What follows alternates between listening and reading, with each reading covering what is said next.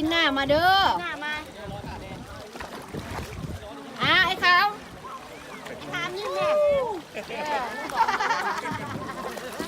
มาแล้วซิ่งแม่เขาซิ่งไว้ที่ไทยซิ่งไว้ซิ่งเดี๋ยวซิ่งไหนซิ่งไทยหูเดี๋ยวซิ่งเขาซิ่งทางนั้นซิ่งมาทางนี้ก็ใส่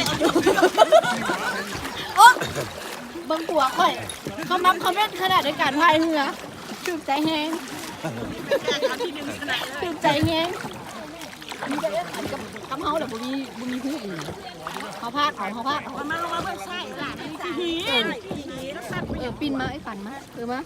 ไอ้ขันมีหน้าเขาห่วงเด้อเฮาเป็นคนจะเมื่อยเลยเนาะบ่ได้หูได้เสียใจเนาะอย่างเงี้ยแม่พุ่นเจ้าน่ะให้นั่งเพิ่งเรือหลายนี่ดาวเข้าซ่องนี่ซ่องเจ็ดนี่ซ่องเจ็ดนี่ซ่องเจ็ดเข้าเองมึงรู้ต่ำนะไปแม่เดี๋ยวมาต่ำได้เมื่อยางเงือลมบาดจอดเด้